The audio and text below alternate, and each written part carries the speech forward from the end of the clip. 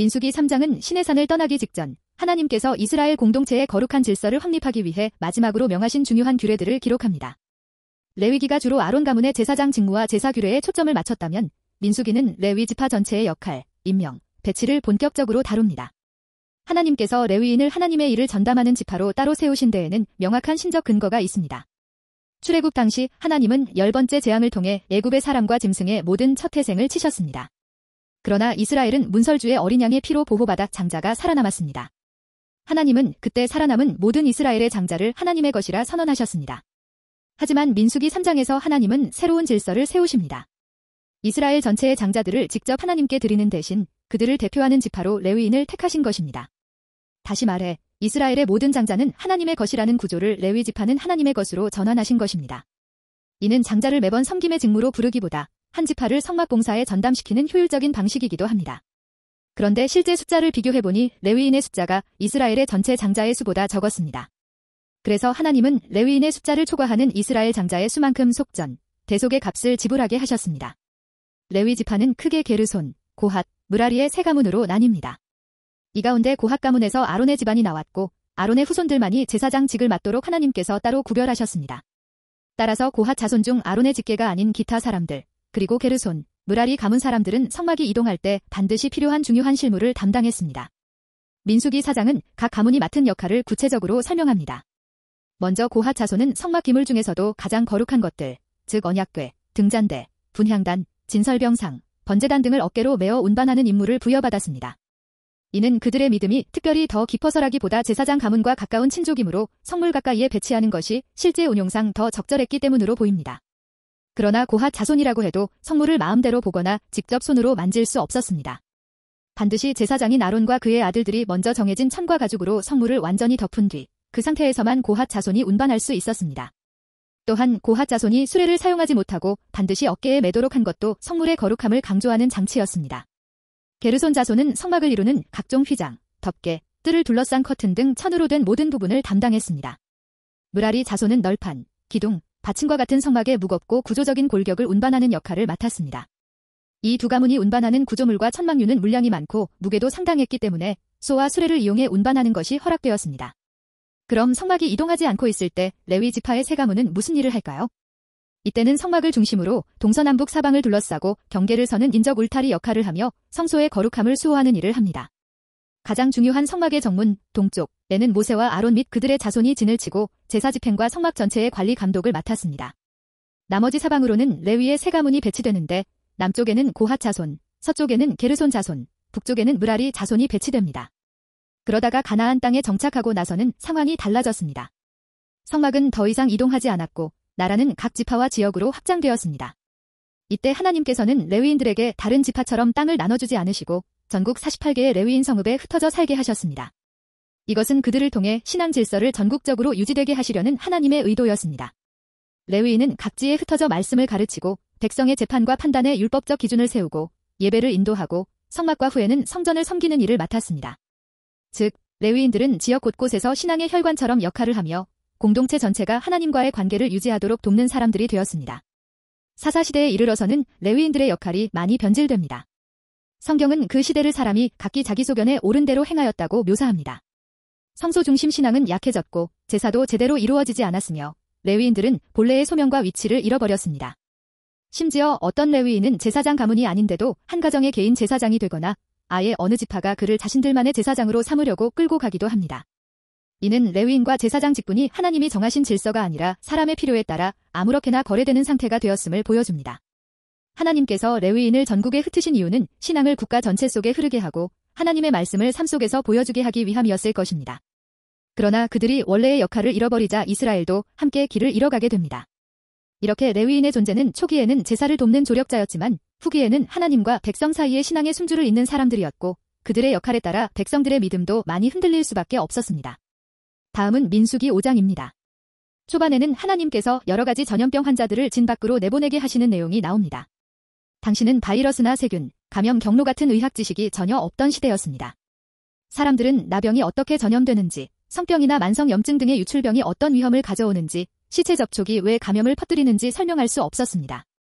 그러나 하나님은 이스라엘을 영적으로 거룩하게 지키는 것뿐만 아니라 이스라엘 민족 전체의 건강을 보호하기 위해 과학적이고도 합리적인 예방 방법을 미리 알려주신 것입니다. 나병 환자를 진영 밖에 머물게 하거나 시체를 만진 자에게 정결 규례를 적용한 것은 오늘날로 치면 격리, 소독, 감염 관리에 해당하는 매우 선진적인 조치였고 공동체 전체의 건강 유지라는 목적에 부합한 것입니다. 이어서 하나님은 사람들 사이에 지은 죄를 해결하는 방식을 말씀하십니다. 누군가가 다른 사람의 것을 속이거나 해를 끼쳤다면 반드시 피해 원금과 추가로 20%를 더하여 돌려주고 하나님께는 속죄 제사를 드리도록 하셨습니다. 이는 죄가 공동체 안에서 어떻게 해가 되는지 인정하게 하며 가해자가 자신의 행동에 대한 책임을 구체적으로 감당하게 만드는 제도였습니다. 하나님께 드리는 속죄 제사는 죄에 대한 영적 책임을 다하는 행위였고 피해자에게 직접 배상하는 것은 인간관계에서 생긴 상처와 손해를 회복시키는 수평적 책임을 감당하는 행위였습니다. 즉, 하나님은 죄를 하나님 앞에 문제로만 보지 않으시고 사람 사이의 실제적 피해까지 보상하도록 하심으로써 하나님께만 회개함으로 끝나지 않고 반드시 피해자에게도 사죄해야 한다는 것을 가르치신 것입니다. 민수기 5장에서는 읽다 보면 조금 당황스러울 수 있는 의심의 소재, 즉 부부 사이에 감춰진 죄를 하나님 앞에서 밝히는 독특한 예식을 소개합니다. 이야기는 아주 현실적인 상황에서 시작됩니다. 남편이 아내가 간음한 것 같다는 의심을 가지지만 그 의심을 증명할 증거는 없을 때입니다. 이때 하나님께서는 이 판단에 직접 개입하시겠다고 하십니다. 다시 말해 여자의 결백을 하나님께서 친히 변호하시거나 혹은 정말 잘못이 있었다면 하나님께서 친히 심판하시겠다는 선언입니다. 그래서 제사장은 여인을 성막 앞으로 데려와 저주에 쓴 물을 마시게 합니다. 이 물은 단순한 물이 아니라 거룩한 물에 성막 바닥에 티끌을 섞고 또한 저주 문구를 적은 두루마리를 씻은 물을 넣어 만든 특별한 물입니다. 즉 하나님 앞에서 숨겨진 진실을 드러내는 절차를 밟는 것이지요. 이후의 결과는 오직 하나님께서 결정하십니다. 정말 그 여인이 간음하여 자신의 몸을 더럽혔다면 쓴 물이 몸속에 들어가 배가 붓고 넓적다리가 마르는 신체적 징벌이 나타나게 하실 것이라 하십니다. 만약 여인이 결백했다면 그 어떤 해도 입지 않을 뿐 아니라 오히려 임신의 복을 받는다는 말씀이 이어집니다. 이는 간음한 여성의 죄를 드러내기도 하겠지만 그보다는 하나님께서 억울하게 누명 쓴 여인의 명예를 공동체 앞에서 분명히 세워주시려는 뜻이 더 강한 것입니다. 이 예식은 오늘 우리의 시각에는 미신적이고 주술적인 것처럼 보일 수 있겠지만 성경은 하나님이 직접 응답하시는 약속이라는 사실을 강조합니다. 그리고 이 법의 참 목적은 남편이 증거도 없이 여인을 함부로 몰아붙이는 것을 막는 안전장치였으며 사회적으로 약자의 위치에 있었던 여성을 보호하고 하나님께서 정의의 최종 심판자이심을 드러내는 장치라 할 수 있습니다. 다음은 민수기 6장의 나시린에 대한 규정을 알아보고 가겠습니다. 나시린은 히브리어 나즈르에서 온 말로 평범한 이스라엘 사람 중에서 스스로 하나님께 더 깊이 헌신하고자 자신을 구별한 사람을 가리킵니다. 나시린은 특정한 계급이나 혈통과 무관하게 하나님을 향한 사랑과 갈망에서 비롯된 자발적 헌신입니다. 나시린의 어원은 분리하다, 떼어놓다라는 뜻의 나즈르에 사람인 자를 붙여서 번역한 것입니다. 나시린의 서원을 하면 그 기간 동안 3가지 규례를 지켜야 합니다. 첫째, 포도와 포도주를 비롯한 모든 포도 산물을 금해야 합니다. 이는 술을 끊는 행위만이 아니라 기쁨과 만족의 근원을 세상이 아니라 하나님께만 두겠다는 신앙 고백이라 할 수 있을 것입니다. 둘째, 나시린의 기간 동안에는 머리카락을 자르지 않아야 합니다. 이는 하나님께 드린 시간만큼 머리가 길어지는 것이므로 하나님께 바쳐진 기간만큼 시간의 흔적으로 나타날 것입니다. 이는 또한 자신이 나시린의 성스러운 기간에 있음을 공개적으로 드러내어 다른 사람들이 그를 존중하고 장난으로 유혹하거나 하는 일도 삼가도록 하는 신앙적 보호 장치가 될 것이라 추측됩니다. 셋째로, 나시린은 시체에 가까이 하지 못하게 하십니다. 당시 상당한 죽음은 전염병에서 유래되는 경우가 많아 성경에서 시체는 부정의 상징으로 자주 기록되었습니다. 그러므로 이 규례는 하나님 앞에서 성결하게 지내는 기간 동안에는 부정으로 상징되는 시체도 멀리하게 하여 하나님께 드린 거룩한 기간을 흠없이 완성하라는 뜻이라 여겨집니다. 만약 서원 기간 중 부정이 생기면 그동안 쌓인 기간이 무효가 되어 처음부터 다시 시작해야 했는데 이것은 나시린의 헌신이란 시간의 길이보다도 하나님 앞에서 흠없이 온전히 구별되는 것이 더 중요하다는 것을 말해줍니다.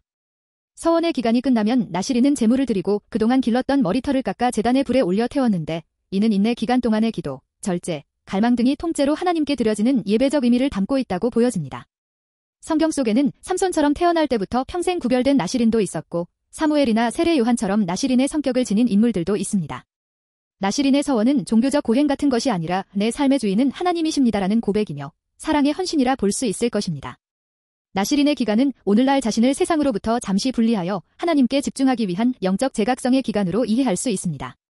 당시 포도주를 끊고 머리카락을 자르지 않고 시체를 가까이 하지 않았던 것처럼 오늘의 그리스도인들도 세상의 분주함, 오락, 욕망 등에서 한 걸음 물러나 기쁨의 중심을 하나님께 두고 우선순위를 다시 세우며 기도와 말씀에 마음을 모으는 시간을 가질 수 있으면 좋을 것입니다. 민수기 7장은 성막이 완성된 후 각 지파의 지도자들이 하나님께 드린 헌물과 봉헌을 기록하고 있습니다. 성막이 세워지고 나자 각 지파는 성막과 제사 사역을 위해 헌물을 드린 것을 모두 똑같이 12번 반복해서 지루하게 기록하였습니다. 이렇게 똑같은 말씀을 12회나 반복해서 적게 하신 것은 하나님께서 12지파를 각각 소중히 보셨다는 의미라 볼 수 있을 것 같습니다. 각자의 이름과 헌물을 하나하나 기록하게 하심으로써 우리의 헌신을 대충 취급하지 않으신다는 것을 보여주시는 것입니다. 각 지파는 누가 더 크게 드렸는가를 경쟁하지 않았습니다. 모두가 하나님 앞에서 같은 마음으로 같은 것을 드렸습니다. 민수기 8장은 성막이 세워지고 각 지파가 봉헌을 마친 후 이제 본격적으로 레위인들이 하나님께 봉사자로 세워지는 과정을 보여주는 장입니다. 첫 부분에서 하나님은 성소 안의 등잔불을 항상 밝히도록 명하십니다.